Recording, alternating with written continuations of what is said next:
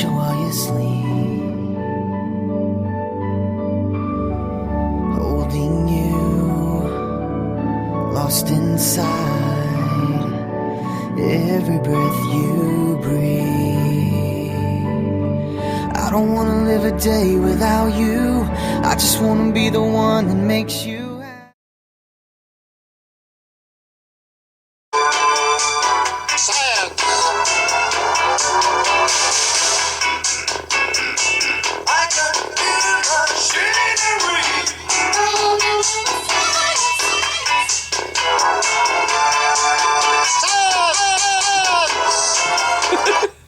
I know, I'm just weird. Okay, yes, weirdness.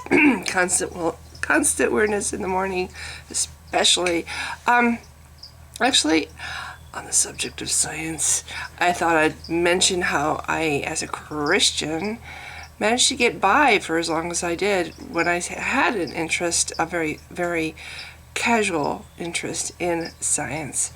I really liked, I always had a fascination for rock hunting, and when I was a little kid I found a fossilized clam on the beach. I'll never forget that. That was really cool because it looked like a clam, and I picked it up and it was a rock. Even had little remnants of clamshell still on one side. I just thought that was very cool. And so when I anyway as a Christian, I incorporated my things I learned about science, or things I learned in science class or whatever, with my beliefs. And I think a lot of Christians do. You know, they have this fascination for science. They want to learn about it because it's interesting, and yet they want to maintain their religious beliefs, so they kind of weave the two things together. I know I certainly did. I'm like, oh well, there's really, Genesis doesn't contradict evolution. It's just a simplified explanation of evolution. That's what I used to think. Genesis isn't like if God were to be talking to primitives, and he's not going to talk about evolution and natural selection and all these really complex things that little sheep herders would never begin to wrap their brains around. He would talk, once upon a time there was a garden, yeah, and I took some dirt and mixed that with some water and made mud pies. And actually, no, I made people, and whatever. I actually did that, though. I incorporated what I learned in science with my religious beliefs to continue to be able. So my religious beliefs were not threatened by science. I managed to do it in that way. And like I said, I think a lot of Christians do this. And then it came to the point where I couldn't do this anymore. And and I love animals. I have never been so arrogant as to think that humans are more special than the other life on this planet. Everything on this planet that's part of nature has its place in nature, and it's an important place. And it's like, the whole circle of life, the web of life. If you take away one thing from the food chain, the whole chain could collapse, kind of thing. Everything in nature is important. Everything is I don't think humans are like the supreme creation of God. And even when I was a Christian, I didn't believe that humans were the supreme creation. The thing I had an interest in was other life on other planets, being a huge Trek fan when I was younger, and a Star Wars fan, and I like science fiction. I can't say that I would write it well because I don't know enough science. You really need to know science at least reasonably well to be able to be a good science fiction writer, or at least enough that you can, because when you write science fiction, you kind of have to create science around it. You have to have scientific explanations for how the society works, And so, anyway, I don't want to go off too off track here. I believe that there's other intelligent life in this universe. I wholeheartedly believe that. In fact, I believe that there's intelligent life in this universe that's makes us look, by comparison, like nothing. I just feel like we can't be the most advanced civilization. Certainly not. I just think that there's enough Earth-like planets that very likely could have evolved its own life, that there's other life out there. And if God is the God of everything and everywhere, this one God is on every planet, all the other life on all these other planets that I do think exists, that would be their God too, wouldn't it? So that whole thing conflicts with my religious beliefs that I had. Conflicts completely. Or maybe there's a heaven, maybe God makes a heaven for all his special creations, and there's like a human club, a sorority of humans or whatever, and another one over here for the Vulcans. I just came up with that because that's what people understand what I'm trying to say now. But the point is, that these other intelligent beings on these other intelligent worlds also get to go to heaven. But maybe it's not the same heaven. Maybe God has a different heaven for them. Maybe each planet that he makes has a different heaven, and they all have their own little place when they die, and their own angels and their own everything, except it's for them. Just like animals have heaven. See, and that's the other thing. A lot of Christians might say, there's animals don't have souls. I totally disagree, and I think anybody who has a close relationship with an animal would disagree with that. If there's such a thing as souls, which I don't think there is, but if there is such a thing as souls, animals have souls too. And so I believe animals would go to heaven. And that's where I started to run into problems when I got more and more involved in digging for fossils.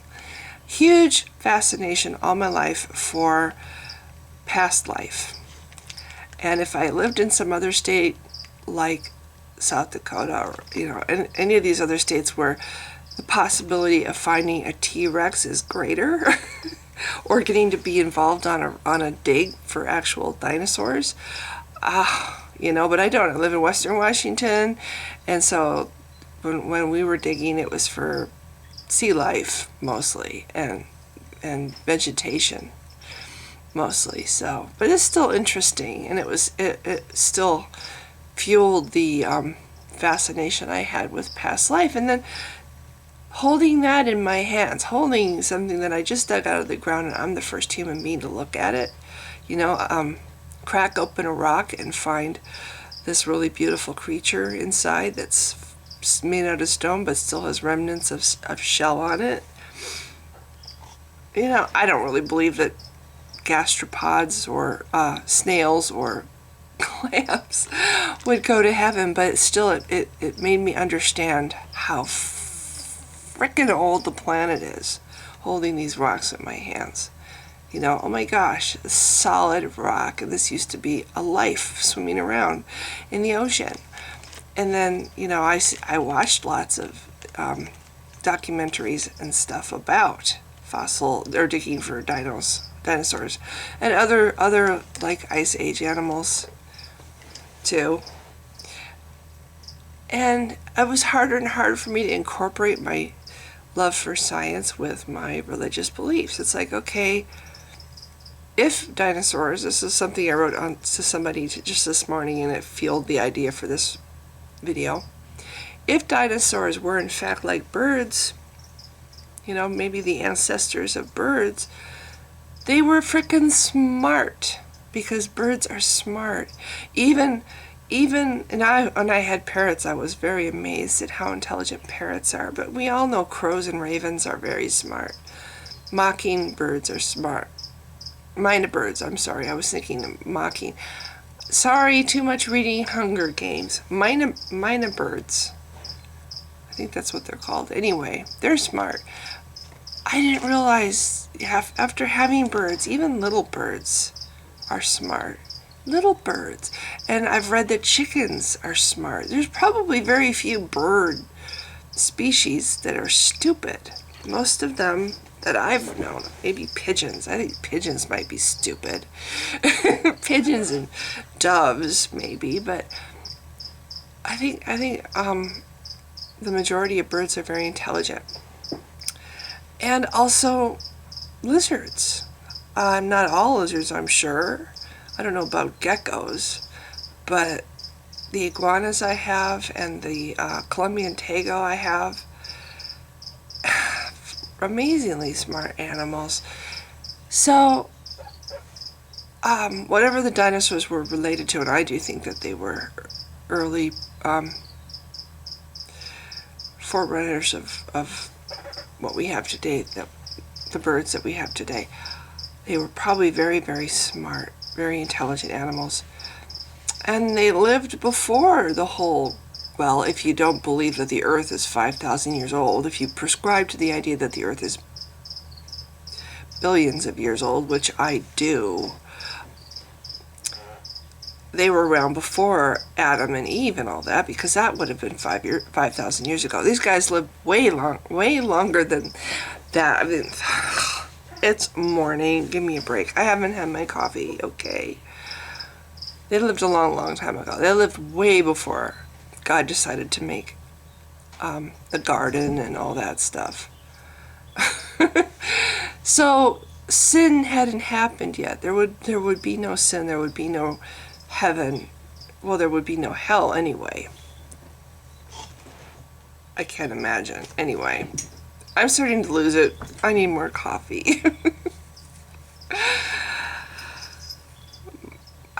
I think the whole thing that started maybe the very first thing that started the unraveling of my religious beliefs was the question, what happened to the souls of these earlier animals that lived on this earth? Since I believe animals have souls, then certainly wouldn't dinosaurs have souls? Or what about the Ice Age animals, like the saber-toothed cats or the Colombian mammoths, or, the cave bear or the giant sloth? There's all kind of mastodons.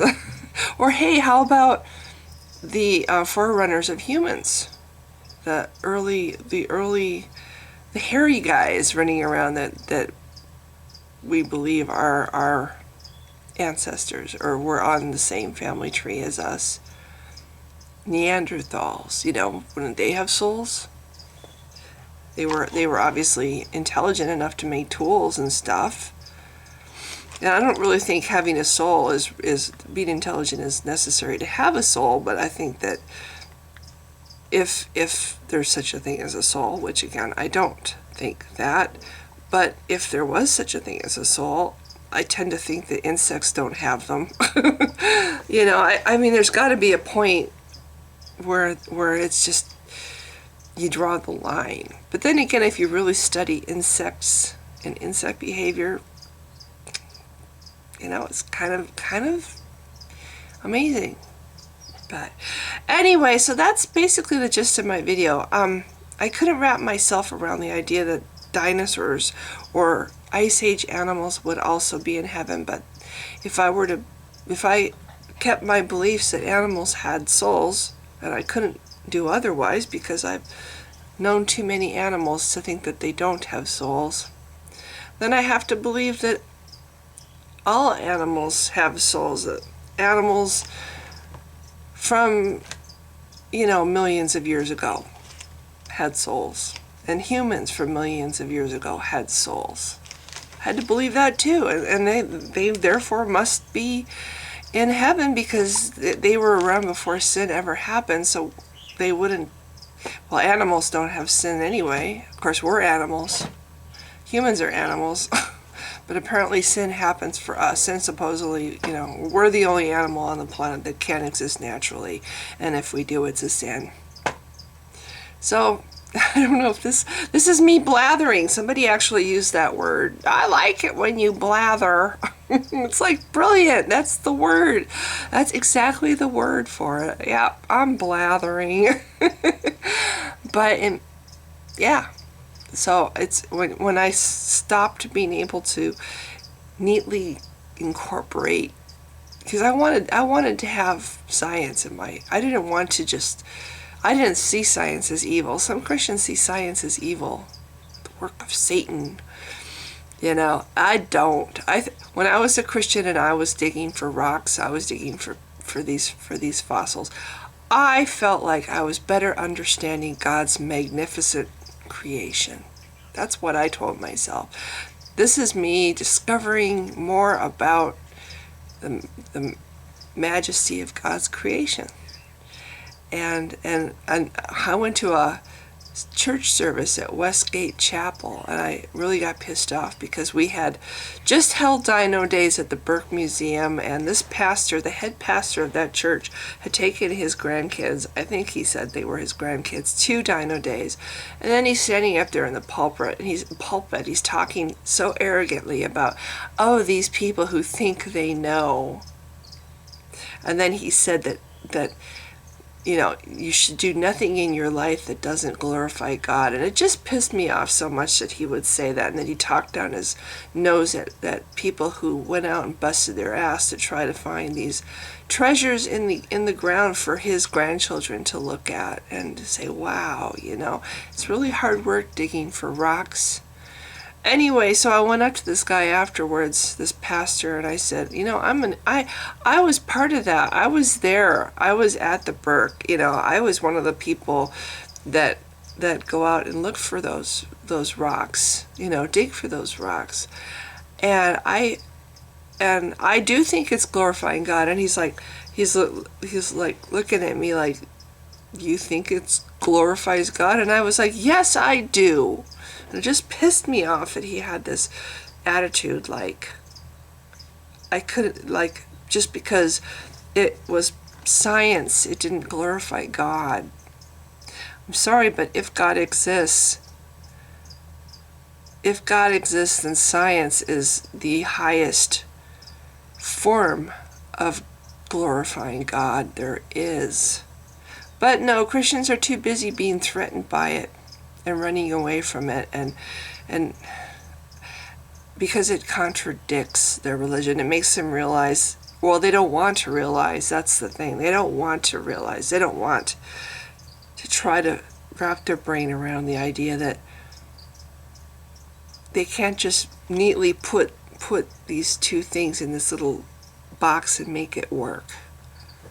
Because it doesn't work. They don't work together. And I guess the understanding of that, when I finally was able to realize that, no, I can't make this all nice and tidy in my brain. It doesn't fit together in nice little pieces like a puzzle. They contradict each other. I think if I look back, that would be the very beginning of the start. The very beginning of the start. Diane is so good at English in the morning.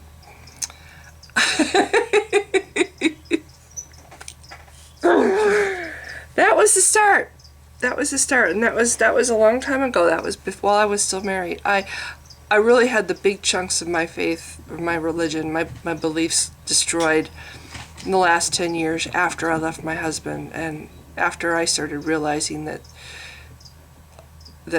things that I thought were true about the world and about people aren't. When I discovered delusion, and I started learning how to recognize delusion, that is when that's when my belief completely unraveled for me. But the very earliest, I think the very earliest chinks in the armor started when I was digging for rocks, when I was digging for fossils, cracking open shale and finding evidence of life inside. And I said in an earlier video, I called the fish in Wyoming petrified. I think only wood can be petrified. I laughed when I saw that video. I said petrified. Fossilized fish. Gotta get the terms right. So that's all. I just felt like talking about yet one other thing that happened to me in my little brain that made me realize that my religious beliefs weren't true. So, wow, long video. Thanks for watching if you have. Bye.